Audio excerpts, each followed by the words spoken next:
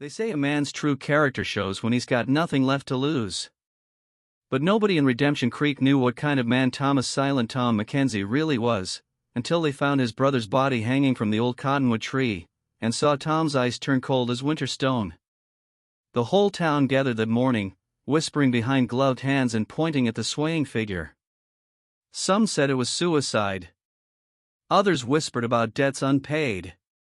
But Tom McKenzie just stood there in the dust, his weathered hat pulled low, saying nothing.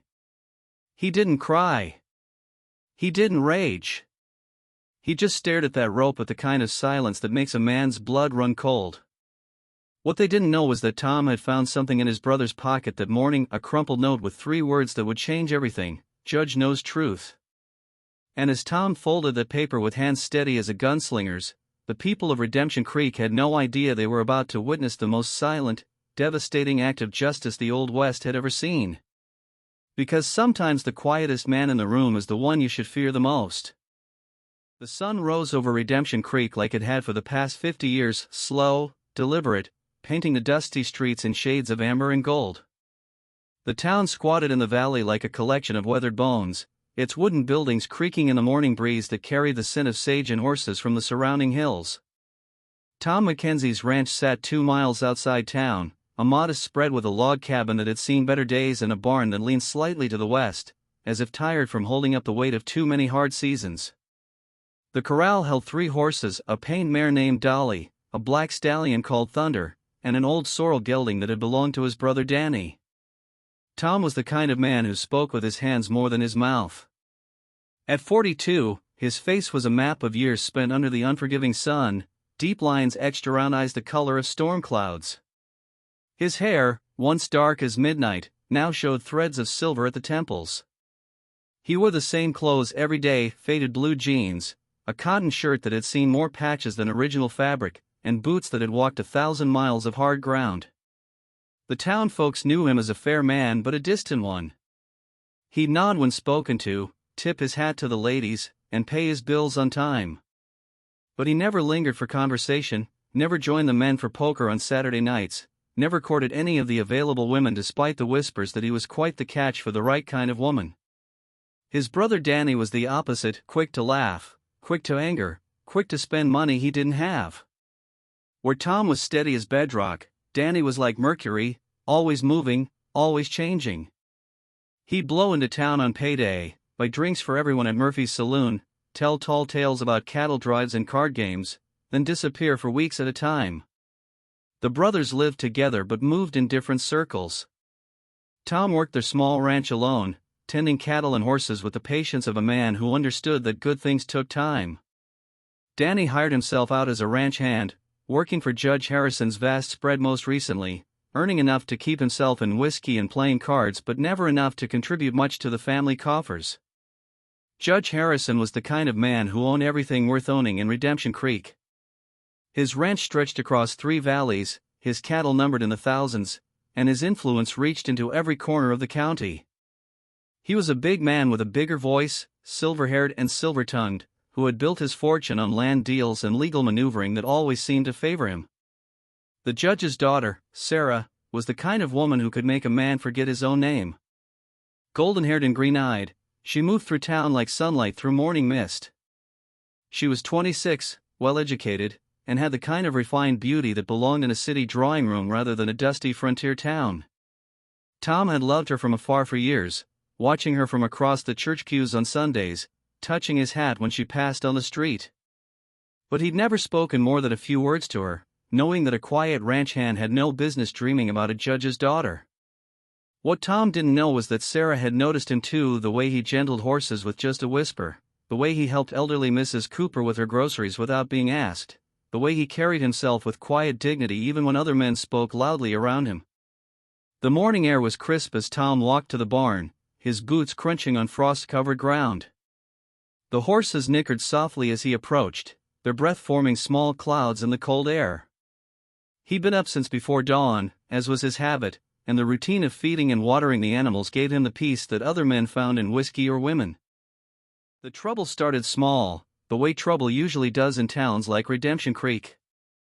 It began with sideways glances and whispered conversations that stopped when Tom walked into Murphy's saloon for his monthly beer. It continued with shop owners who took a little longer to serve him, their eyes not quite meeting his when they counted his change. Danny had been working for Judge Harrison for 3 months, helping with the fall roundup and earning praise for his skill with difficult horses. But lately, he'd been coming home with stories that didn't add up, tales of bonuses that never appeared, of cattle that went missing, of books that didn't balance the way they should. Something ain't right up at the judge's place, Danny had told Tom one evening as they sat on the porch watching the sunset paint the sky in shades of fire. Numbers don't match what I'm seeing with my own eyes. Tom had listened the way he always did, quietly, his weathered hands wrapped around a cup of coffee that had gone cold an hour ago. He'd learned long ago that his brother needed to talk through his problems, needed someone to listen without judgment or advice. Cattle count's been off by near 100 head, Danny continued, his voice dropping to a whisper even though the nearest neighbor was 2 miles away. And the judge, he's been meeting with men I don't recognize. City men, wearing suits and carrying saddlebags full of something that ain't ranch supplies. Tom had felt the first stirring of unease that night, though he couldn't have said exactly why. Maybe it was the way Danny's eyes darted around as he spoke, or the way his brother's hands shook slightly when he reached for his tobacco pouch. The next morning, Tom had ridden into town for supplies and found the atmosphere even more strained than usual. Mrs. Murphy, who ran the general store, barely looked at him when he asked for flour and coffee. Sheriff Dalton, a man Tom had known for 15 years, crossed the street rather than pass him on the sidewalk. It was Sarah Harrison who finally told him what was happening. She'd approached him as he loaded supplies into his wagon, her green eyes troubled and her usual composure cracked like ice on a pond. "Mr. McKenzie," she'd said, her voice barely above a whisper, "I think you should know that people are talking about your brother." Tom had turned to face her fully, his gray eyes steady and patient. He'd waited for her to continue, knowing that pushing would only make her withdraw. "They're saying he's been stealing cattle from my father's ranch," she continued, her words tumbling out in a rush. "They're saying he's been altering the books, making it look like the cattle died or were sold when really he was driving them to buyers in the next county." The words had hit Tom like a physical blow, but his expression hadn't changed. He'd simply nodded once, touched his hat brim, and said, "Thank you for telling me, Miss Harrison." That night, Tom had waited up for Danny, sitting in the darkness of their small kitchen with his hands folded on the table. When his brother finally came home, reeking of whiskey and stumbling slightly, Tom had lit the lamp and asked the question that had been burning in his chest all day. "Danny, are you stealing from Judge Harrison?" His brother's reaction had told him everything he needed to know. Danny's face had gone white, then red, then white again. He'd stammered denials, then accusations, then finally collapsed into a chair and put his head in his hands. "It ain't stealing if it's already been stolen," Danny had said, his voice muffled by his palms. "Tom, you don't understand. The judge, he's been cheating every rancher in this county for years. Those cattle I took, they weren't his to begin with. He's been altering brands, falsifying bills of sale, taking what belongs to other people and making it legal with his fancy lawyer words." Tom had felt the world shift under his feet. His brother was a thief, but if Danny was telling the truth, he was stealing from a bigger thief. It was the kind of moral tangle that made a man's head spin. "I got proof," Danny had continued, reaching into his shirt pocket and pulling out a folded paper. "Been copying numbers from his books, comparing them to what I know to be true. Tom, he's stolen thousands of head of cattle over the years. Made himself rich off other people's hard work." Tom had taken the paper with steady hands, studying the columns of numbers that meant nothing to him but clearly meant everything to his brother. The evidence was written in Danny's careful handwriting, dates and numbers that told a story of systematic theft disguised as legitimate business. "What are you planning to do with this?" Tom had asked. Danny's eyes had blazed with a righteousness that Tom hadn't seen since they were boys. "I'm going to Sheriff Dalton. I'm going to show him the proof and let justice take its course." Tom had felt fear then, cold and sharp as a blade between his ribs. Men like Judge Harrison didn't go down easy, and they didn't go down without taking others with them. "Danny," he'd said quietly, "be careful. Men with that much power don't like being cornered. But his brother had already made up his mind. The next morning, he'd ridden into town with the evidence tucked safely in his saddlebags, his back straight and his jaws set with determination. That was the last time Tom McKenzie saw his brother alive. The knock came at dawn, 3 sharp raps that echoed through the cabin like gunshots. Tom opened the door to find Sheriff Dalton standing on his porch, hat in hand, his face gray as winter sky. "Tom," the sheriff said, his voice rough as sandpaper, "I need you to come with me. There's been an incident." Tom had known before they reached the old cottonwood tree. Known from the way the sheriff's hands shook as he held the reins, from the way his voice cracked when he tried to make small talk, from the way the morning birds had gone silent as if the world itself was holding its breath. Danny hung from the thick branch like a broken doll, his boots 3 feet off the ground, his face purple and swollen beyond recognition. A crude sign had been nailed to the tree trunk, "Cattle Thief." Tom had stood there for a long time, his hat in his hands, memorizing every detail. The rope was new, store-bought, not the worn hemp they used on the ranch. Danny's hands weren't tied, but his fingernails were bloody where he'd clawed at the noose. His boots were clean, too clean for a man who'd been working cattle the day before. "Looks like suicide," Sheriff Dalton said, but his voice lacked conviction. "Must have been eaten up with guilt over what he'd done." Tom had walked around the tree slowly, his eyes taking in things the sheriff missed or chose to ignore. The ground was churned up with hoofprints, too many for one man on one horse. There were scraps of fabric caught on the bark, expensive wool that didn't match any of Danny's clothes. And there, barely visible in the dust, was a gold button with an engraved H that had been torn from someone's coat. "Sheriff," Tom said quietly, "can I have a few minutes alone with my brother?" Dalton had nodded and withdrawn to a respectful distance, probably relieved not to have to look at the body any longer. Tom had waited until the man was out of earshot, then reached into Danny's pocket. The note was crumpled but readable. "Judge knows truth. If something happens to me, look in the old well behind the schoolhouse. Evidence is buried there. Trust no one. D." Tom had palmed the note and stepped back as the sheriff returned with several townspeople who'd come to gawk at the spectacle. He'd watched their faces as they whispered among themselves, seeing fear and satisfaction in equal measure. Judge Harrison arrived with his daughter at his side, their buggy kicking up dust as it approached the grim scene. The judge's face was appropriately sorrowful, but his eyes held a coldness that made Tom's blood run cold. "Terrible business," the judge said, his voice carrying the authority of a man accustomed to being heard. "I tried to help the boy, gave him work when others wouldn't. But theft is theft, and conscience is a terrible burden." Sarah Harrison looked sick, her face pale as milk, but she said nothing. Her green eyes met Tom's for just a moment, and he saw something there: knowledge, perhaps, or fear. The townspeople had begun to disperse, their morbid curiosity satisfied, but Tom remained. He'd stood there as the sun climbed higher, as the shadows shifted and changed, as his brother's body was cut down and loaded into the undertaker's wagon. That night, Tom had sat in the kitchen where he'd last spoken to Danny, the crumpled note spread out on the table before him. The cabin felt empty in a way it never had before, as if Danny's restless energy had been the thing that made it home. Tom had never been a man given to displays of emotion, but alone in the darkness, he'd allowed himself to feel the full weight of his loss.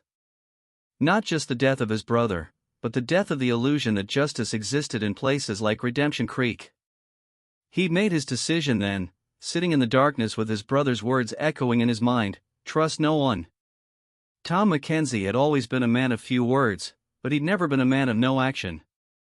If the law wouldn't seek justice for Danny, then justice would have to seek itself. The next morning, Tom had ridden into town and purchased a shovel from Mrs. Murphy, who'd looked at him with something approaching pity. He'd tipped his hat politely and ridden home, but instead of going to the cabin, he'd guided his horse toward the old schoolhouse on the far edge of town. The well was exactly where Danny had said it would be, hidden behind a tangle of mesquite and wild roses. Tom had spent the afternoon digging, his hands steady despite the weight of grief pressing down on his shoulders. What he found buried there had changed everything. The leather satchel was wrapped in oilcloth, preserved against the dampness of the earth like a secret waiting to be born. Inside, Tom found 3 years' worth of carefully documented evidence, pages of numbers in Danny's meticulous handwriting, photocopies of altered documents, and a dozen letters that painted a picture of corruption so vast it made his brother's small act of rebellion look like a child's prank. Judge Harrison hadn't just been stealing cattle. He'd been stealing land, manipulating property deeds, foreclosing on mortgages that had been paid in full, and using his position to legitimize theft on a scale that dwarfed anything the Old West had ever seen. The letters, signed with names Tom recognized from the territorial capital, showed a network of corruption that reached all the way to the governor's office. But it was the last document that made Tom's blood run cold, a letter in Judge Harrison's own handwriting, addressed to a man named William Garrett in Santa Fe. The letter detailed a plan to acquire the McKenzie ranch through legal means once the troublesome brother had been dealt with permanently. Tom had read the letter 3 times, each reading making the truth more clear. Danny hadn't been killed for stealing cattle. He'd been killed because he'd discovered the judge's larger scheme, and because the McKenzie ranch, worthless as it seemed, sat on land that would be valuable once the railroad came through. The railroad.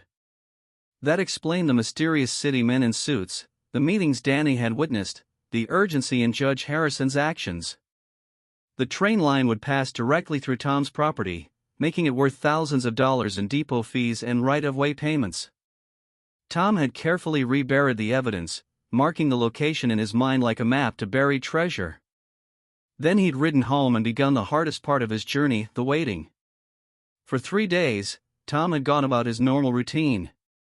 He fed the horses, mended fences, and ridden into town for supplies.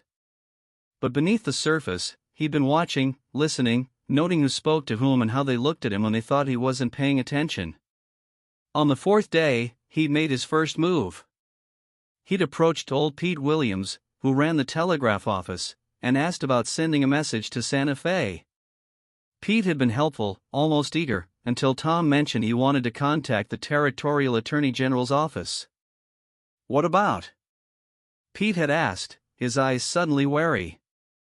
"Family business," Tom had replied, and Pete's helpful demeanor had vanished like smoke.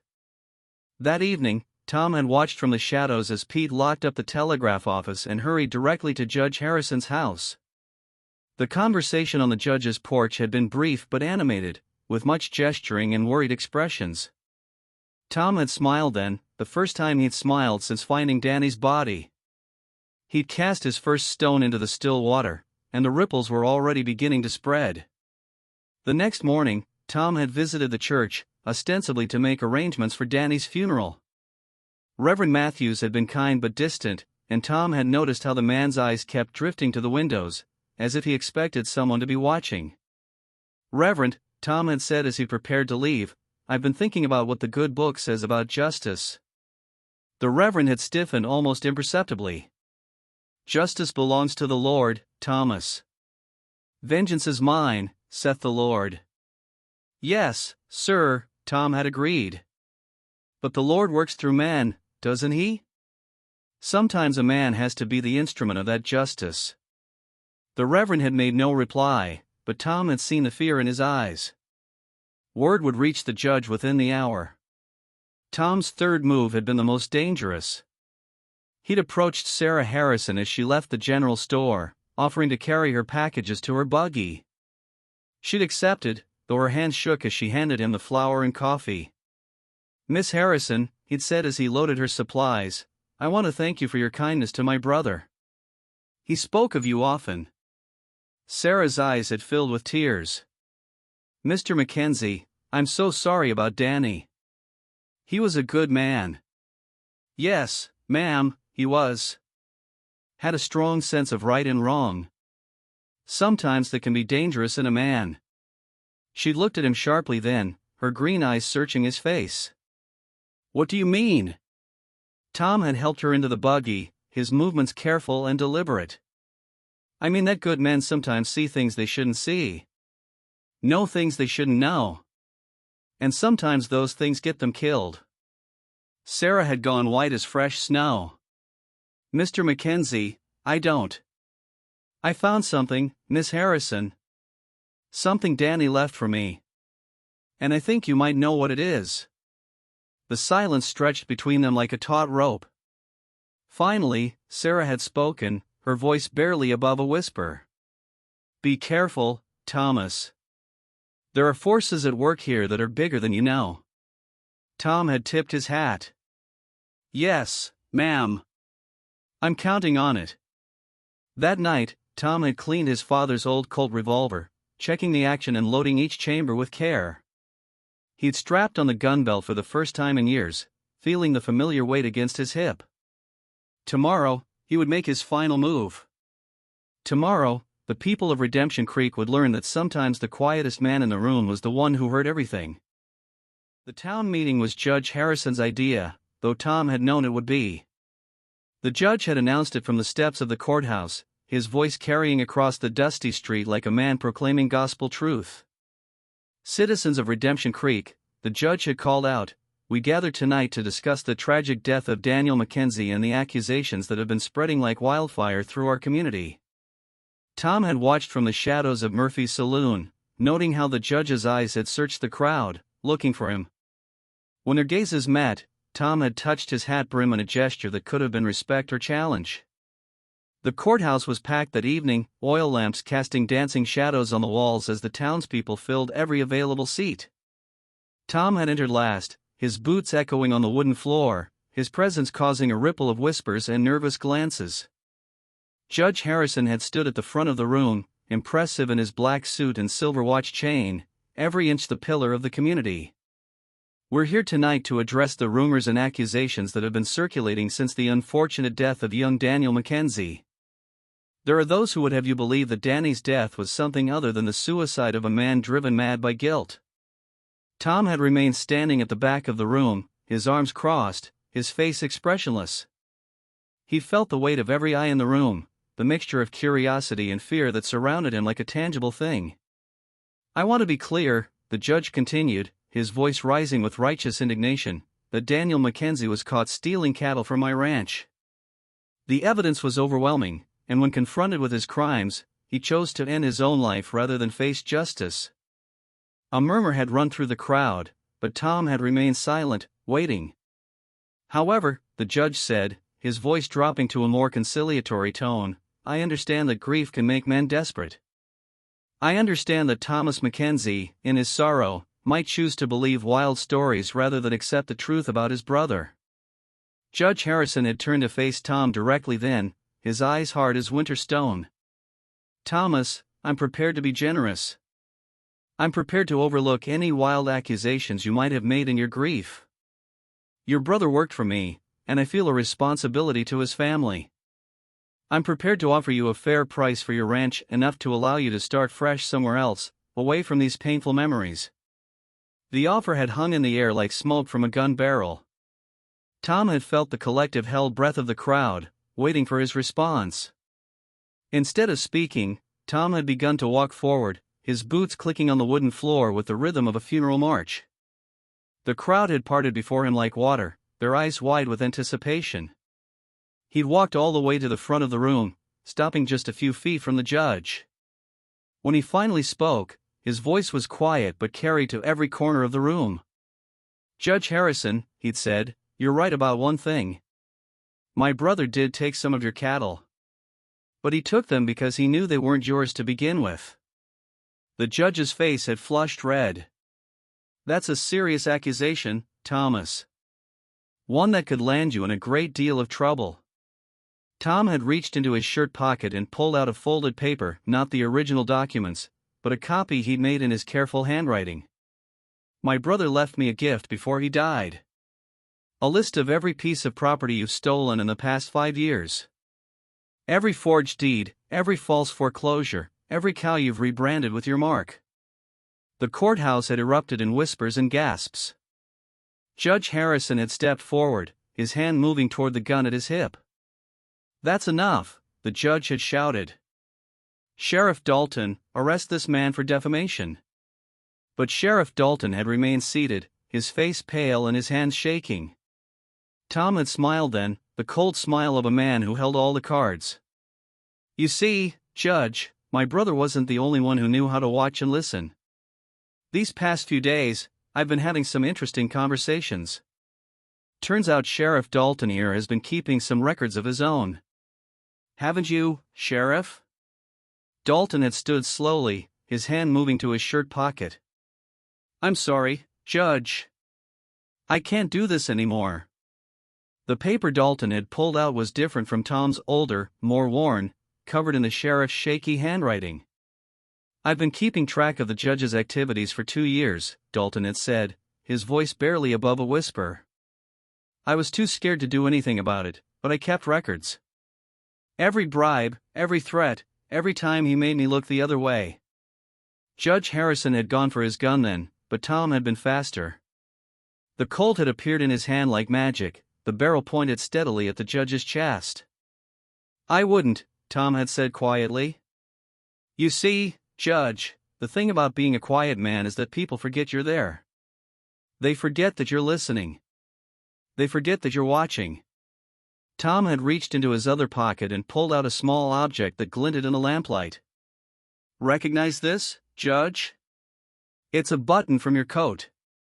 I found it under the tree where you hanged my brother. The judge's face had gone white as chalk. Around the room, townspeople had begun to murmur and shift in their seats, the tide of public opinion turning like a river changing course. But that's not the best part, Tom had continued, his voice still quiet, still deadly calm. The best part is that my brother sent copies of all his evidence to the Territorial Attorney General 3 days before he died. They should be arriving in Santa Fe right about now. The judge had sagged like a punctured balloon, the fight going out of him all at once. You have no proof I killed your brother.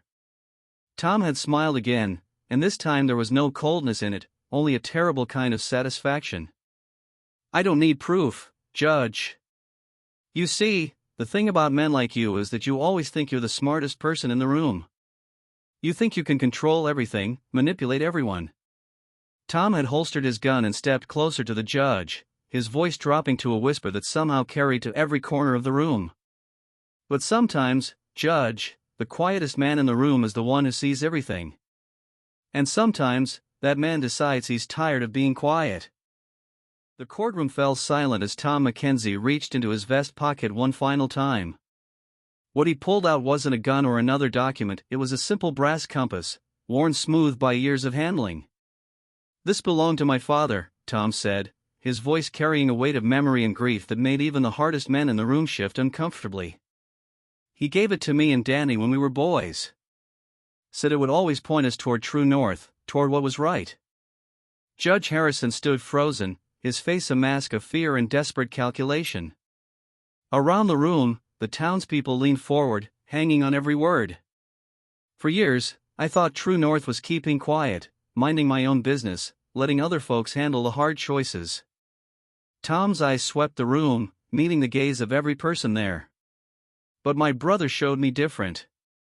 He showed me that sometimes a man has to stand up, even when standing up means standing alone. Tom turned the compass in his hands, its brass surface catching the lamplight. Danny died because he tried to do the right thing. He died because he believed that justice mattered more than safety, that truth mattered more than comfort. The silence in the room was complete now, broken only by the soft hiss of the oil lamps and the distant sound of wind through the eaves. I could shoot you, Judge, Tom continued, his voice still quiet but carrying a finality that made several people in the crowd gasp. Could put a bullet in you right here and now, and probably half the people in this room would call it justice. Judge Harrison's Adam's apple bobbed as he swallowed hard. Please, Thomas. Think about what you're doing. I have thought about it. Thought about it every day since I cut my brother down from that tree. Tom's hand moved to his gun, and the judge took a step backward. But you know what I realized? Killing you would make me just like you. It would make me a man who takes justice into his own hands, who decides who lives and who dies. Tom's hand moved away from his gun, and the collective exhale of the crowd was audible. So I'm not going to kill you, Judge. I'm going to do something worse. I'm going to let you live with what you've done. I'm going to let you face the consequences of your actions like a man should. Tom turned to face the crowd, his voice rising for the first time that evening. You all know what kind of man Judge Harrison is now. You all know what he's done to this town, to your neighbors, to families like mine. The question is, what are you going to do about it? The room erupted in angry voices, townspeople standing and shaking fists at the judge. But Tom raised his hand, and somehow, incredibly, they quieted. The territorial marshals will be here within the week, Tom said. They'll have all the evidence they need to put the judge away for the rest of his life. But that's not enough. It's not enough for Danny, and it's not enough for all the other families this man has destroyed. Tom walked over to where Sarah Harrison sat, her face streaked with tears. She looked up at him with eyes that held years of suppressed knowledge and guilt. Miss Harrison, Tom said gently, I know you've been carrying the weight of your father's sins for a long time. I know you've wanted to speak up but were afraid. Now's your chance. Sarah stood slowly, her hands trembling as she smoothed her dress. When she spoke, her voice was barely above a whisper, but in the silence of the room, every word carried clearly. My father killed Danny McKenzie, she said, the words falling like stones into still water. I saw him leave the house that night. I saw him come back with blood on his hands and mud on his boots. I've been living with the knowledge for days, too scared to speak, too ashamed to act. Judge Harrison lunged toward his daughter, but Tom stepped between them, his hand moving to his gun in a motion so smooth it seemed practiced. You're done, Judge, Tom said quietly. Done lying, done stealing, done hurting people. Your own daughter just sealed your fate. The judge's shoulders sagged as the weight of defeat settled on him like a shroud. Around the room, the townspeople began to stir, talking among themselves, planning what would come next. Tom holstered his gun and turned to leave, but Sheriff Dalton's voice stopped him. Thomas, where are you going? Tom paused at the door, his hand on the frame. Home, Sheriff. I've got horses to tend and a ranch to run. But what about the judge? What about justice? Tom looked back at the broken man who had destroyed so many lives, then at the faces of the townspeople who would have to live with their choices. Justice is what happens next, Tom said.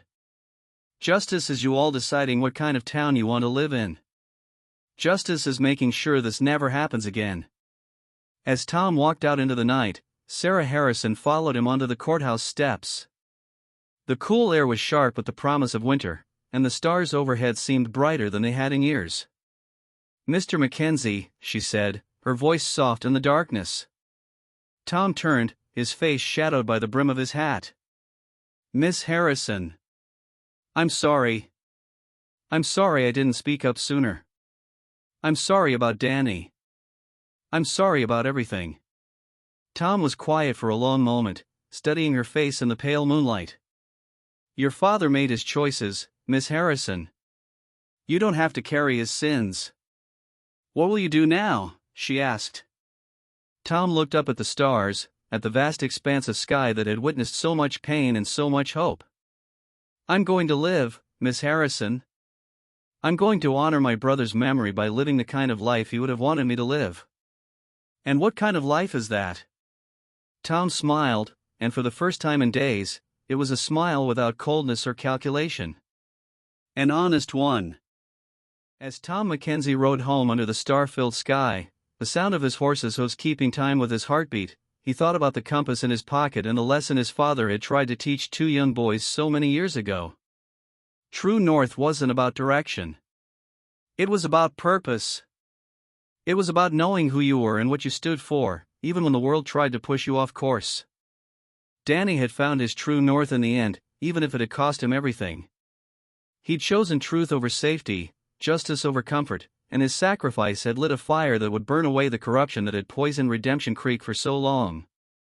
Tom reached the ranch as the first hints of dawn painted the eastern sky. The horses whinnied softly as he approached, welcoming him home.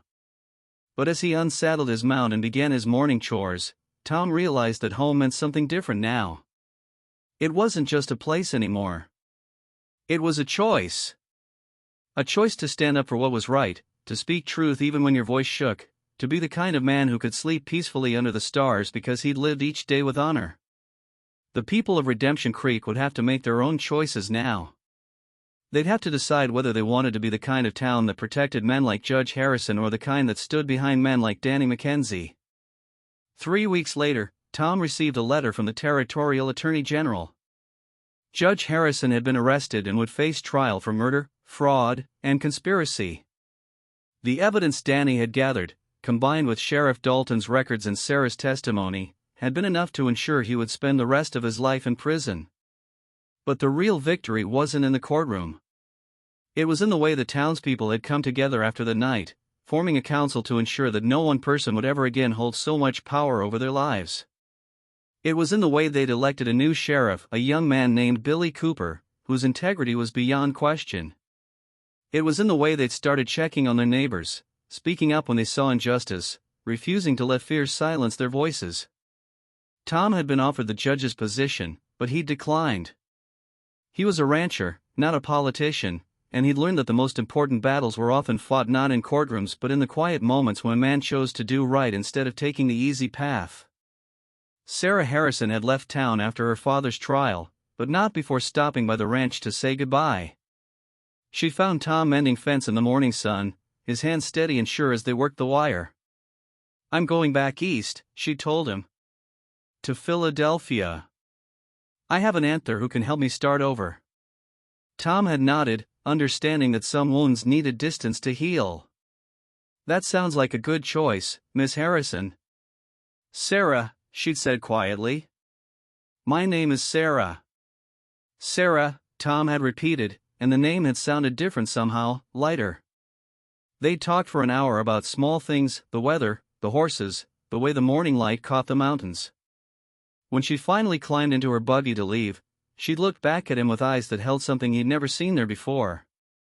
"Thomas McKenzie," she'd said, "you're exactly the kind of man this world needs more of." As her buggy disappeared down the dusty road, Tom had returned to his work, but her words had stayed with him. Not because they flattered him, but because they reminded him of the responsibility that came with being the kind of man who chose to stand up when others sat down. The seasons turned, and life in Redemption Creek settled into a new rhythm. Tom's ranch prospered, not because he'd gotten rich, but because he found peace. He'd hired 2 young men to help with the cattle, boys who reminded him of Danny and their eagerness and their belief that hard work and honesty could build something lasting. On Sundays, Tom attended church and listened to Reverend Matthews preach about justice and mercy with a conviction that hadn't been there before. After the service, he'd visit Danny's grave, keeping the headstone clean and placing wildflowers on the mound of earth. "You did it, brother," he'd whisper to the wind. "You showed them what courage looks like." And in the silence that followed, Tom could almost hear Danny's voice, laughing the way he used to when they were boys, telling him that the best victory was the one that made other people braver. Years passed, and the story of Tom McKenzie and his brother Danny became legend in Redemption Creek. Children would gather around the old-timers in Murphy's saloon, eyes wide as they listened to tales of the quiet cowboy who'd faced down corruption with nothing but truth and courage. But Tom himself never spoke of that night. He'd become, if anything, even quieter than before, letting his actions speak louder than words ever could. He'd become the kind of man others looked to in times of trouble, not because he sought leadership, but because he'd proven that sometimes the most powerful thing you can do is simply refuse to be silent when silence serves evil. The railroad came through eventually, just as Judge Harrison had predicted. The land that had been stolen from dozens of families was returned to its rightful owners, and the money from the right-of-way payments helped rebuild the community that corruption had nearly destroyed. Tom used his share to start a small school, where children learned not just reading and writing, but the kinds of lessons that couldn't be found in books. Lessons about standing up for what's right, about the courage it takes to speak truth to power, about the responsibility that comes with being part of a community. And sometimes, when the wind was right and the evening light hit the mountains just so, visitors to Redemption Creek would swear they could hear the echo of hoofbeats on the dusty main street, the sound of a quiet man riding toward home, carrying the weight of justice on his shoulders and the memory of a brother who'd chosen to die rather than live as a lie. The old cottonwood tree still stood at the edge of town, but now it was marked not with a sign calling Danny McKenzie a thief, but with a simple plaque that read, "Daniel McKenzie, he spoke truth when others stayed silent." And Tom McKenzie? He lived to be an old man, surrounded by the family he'd eventually built with a schoolteacher who'd come west looking for adventure and found something better in the quiet strength of a man who'd learned that sometimes the most important battles are fought not with guns, but with the simple refusal to let wrong go unchallenged. On his deathbed, surrounded by children and grandchildren who'd grown up hearing stories of their grandfather's courage, Tom's last words were about his brother. "Danny taught me that silence in the face of evil is not wisdom," he whispered, his voice barely audible but his words carrying the weight of a lifetime's experience. "It's complicity. And sometimes, the most courageous thing a man can do is point at the truth and refuse to look away." So tell me, friend, would you have had the courage to stand up like Tom McKenzie did? In a world where it's easier to look the other way, where keeping quiet feels safer than speaking truth, would you have found the strength to point at the judge instead of accepting the gallows? The Old West was full of men who carried guns, but Tom McKenzie proved that sometimes the most powerful weapon is simply the refusal to be silent when silence serves injustice. Sometimes the quietest man in the room is the one who changes everything. What do you think? Could you have walked into that courthouse, knowing that speaking up might cost you everything? Could you have chosen truth over safety, justice over comfort? Let me know in the comments below. I read every single one, and your thoughts help shape the stories I tell. The next tale from the frontier is already waiting in the shadows, another story of courage and consequence, of men and women who chose to stand up when others stayed seated. If you want to hear it, make sure you're subscribed with notifications on, because these stories of the Old West, stories of real courage, real sacrifice, real justice, they're not going anywhere. This has been another story here at Cowboy Soul Stories. Until next time, remember, sometimes the most important thing you can do is simply refuse to be silent when silence serves evil. Keep writing toward the truth, partners. The frontier may be gone, but the choice between courage and cowardice, that's a choice we all still have to make.